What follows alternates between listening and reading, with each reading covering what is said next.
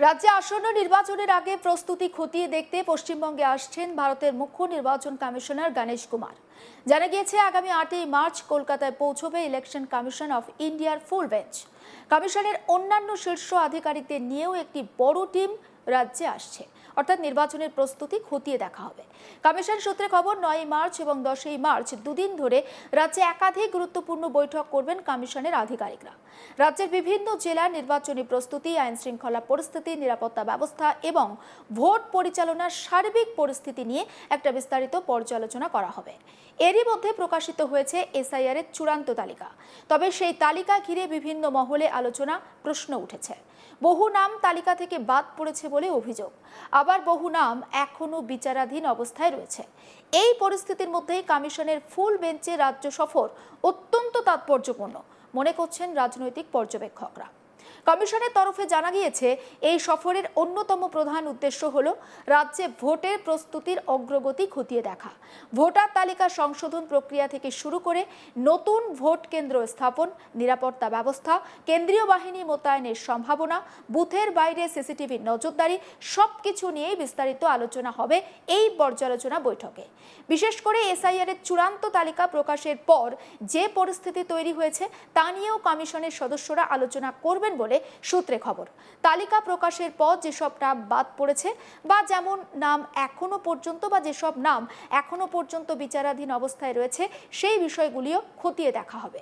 নির্বাচন কমিশনের ফুল বেঞ্চের সঙ্গে রাজ্যের বিভিন্ন স্তরের প্রশাসনিক আধিকারিকদের একাধিক বৈঠকও রয়েছে।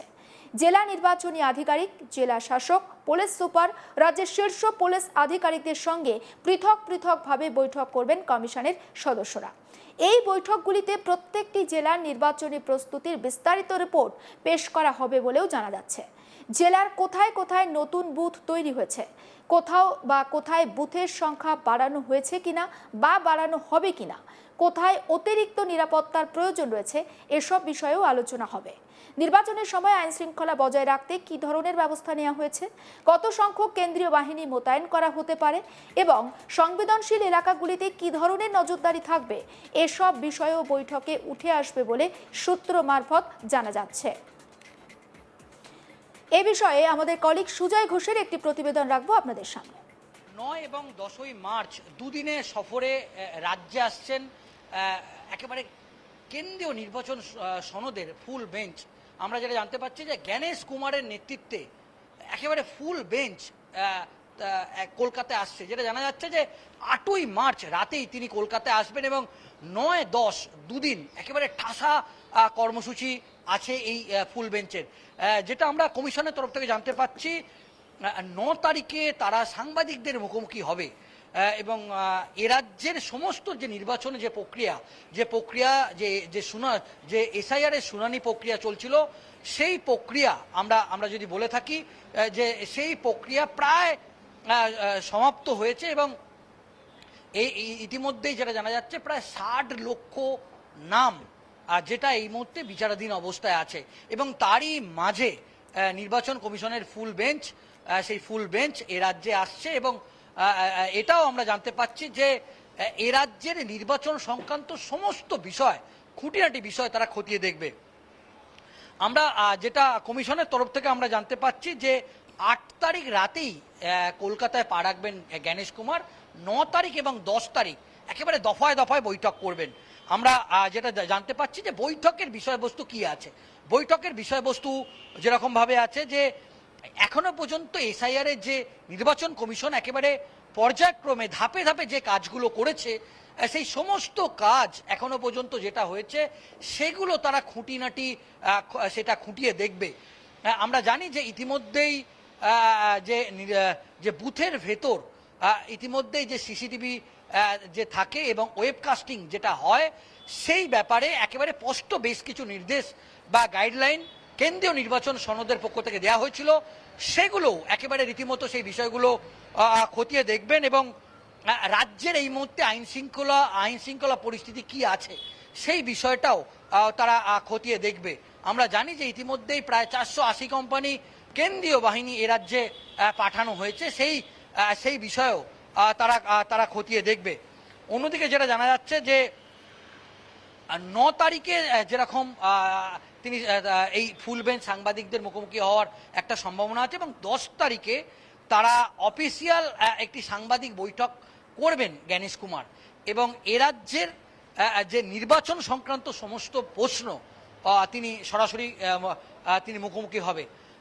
ইতিমধ্যেই আমরা কমিশনের তরফ থেকে যেটা জানতে পাচ্ছি যে এই ফুল টিম তারা এ রাজ্য সফর করে দিল্লি ফিরে যাবার পর এ রাজ্যের বিধানসভা নির্বাচন আনুষ্ঠানিকভাবে ঘোষণা হবে, যেটা আমরা সূত্র আমার পর জানতে পাচ্ছি 14 অথবা 15ই মার্চ এ রাজ্যে নির্বাচন ঘোষণা হবে বলে জানতে পাচ্ছি। এটাও আমরা সূত্র মারফত যেটা জানতে পাচ্ছি যে এ রাজ্যে বিধানসভা নির্বাচন 2026-এর বিধানসভা নির্বাচন 3 দফায় এ রাজ্যে নির্বাচন হতে চলেছে বলে আমরা জানতে পাচ্ছি। এবং নির্বাচন কমিশনের তরফ থেকে এটা জানা যাচ্ছে যে আনুষ্ঠানিকভাবে নির্বাচন ঘোষণা হবার পর একটা কুলিং পিরিয়ড থাকে 45 দিন, এবং সেই 45 দিন যে কুলিং পিরিয়ড সেটাও এই পর্বে রাখা হয়েছে।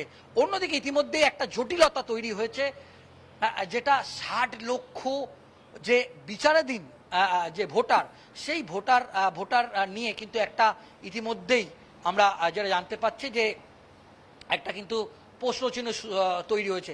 আমরা কমিশনের তরফ থেকে জানতে পাচ্ছি যে মাত্র এই 60 লক্ষ যে বিচারাধীন যে প্রক্রিয়া, তার মধ্যে মাত্র 4 লক্ষ নাম এই মুহূর্তে বিচারপতিরা তারা দেখতে পেরেছে বলে জানা যাচ্ছে। এবং এই 60 লক্ষ ভোটারের ভাগ্য যে দোদুল্যমান সেটা স্পষ্টই। আজকে বিধানসভায় শুভেন্দু অধিকারী তার নিজের ঘরে বসে তিনি জানিয়েছেন যে ইতিমধ্যেই প্রথম পর্যায়ে 58 লক্ষ নাম বাদ গিয়েছে, তারপর আরও 5 লক্ষ নাম বাদ গিয়েছে, তো 63 লাখ নাম, এবং এই যে 60 লক্ষ যে বিচারাধীন আছে তার মধ্যে কমসে কম 30 লক্ষ নাম বাদ যাবে বলেও আজকে শুভেন্দু অধিকারী বিধানসভা ঘরে বসে তিনি এক প্রকার তৃণমূল কংগ্রেসকে তিনি একেবারে চ্যালেঞ্জ ছুড়ে দিয়েছেন। অন্যদিকে তিনি বলেছেন যে তিনি আশা প্রকাশ করেছেন যে নির্দিষ্ট সময়ে এ রাজ্যে নির্বাচন হবে বলেও তিনি মন্তব্য করেছেন, কিন্তু তিনি আশঙ্কা প্রকাশ করেছেন যে বিজেপির যে রথযাত্রাকে নিয়ে ইতিমধ্যেই জেলায় জেলায় একটা গন্ডগোল শুরু হয়েছে। সেখানে শুভেন্দু অধিকারী বলেছেন যে এ রাজ্যে রাষ্ট্রপতি শাসন করেই এ রাজ্যের বিধানসভা নির্বাচন দরকার বলেও তিনি মন্তব্য করেছেন। অন্যদিকে এই সমস্ত বিষয় নিয়ে এই মুহূর্তে বলা যেতে পারে রাজ্য রাজনীতি একেবারে উত্তাল, এবং আমরা যেটা জানতে পাচ্ছি যে এ রাজ্যের বিধানসভা নির্বাচন, সেই নির্বাচন 3 দফায় হতে চলেছে। উত্তরবঙ্গে 1 দফায় এবং দক্ষিণবঙ্গের 2 দফায় নির্বাচন হবে। এমনকি এটাও কমিশনের তরফ থেকে জানা যাচ্ছে যে 14 অথবা 15 মার্চ বলা যেতে পারে যে 2026-এর বিধানসভা নির্বাচনের ডেট ঘোষণা, সেটা কিন্তু 14 বা 15ই মার্চ হতে চলেছে। এবং 2026-এর বিধানসভা নির্বাচনের আগে এই যে জ্ঞানেশ কুমার তার ফুল বেঞ্চ নিয়ে আসছে, সেটা রাজনৈতিক মহলে অত্যন্ত তাৎপর্যপূর্ণ বলেই মনে করা হচ্ছে। অন্যান্য সমস্ত খবরের আপডেট পেতে নজর রাখুন আজ তাক বাংলায়, আর অবশ্যই সাবস্ক্রাইব করুন।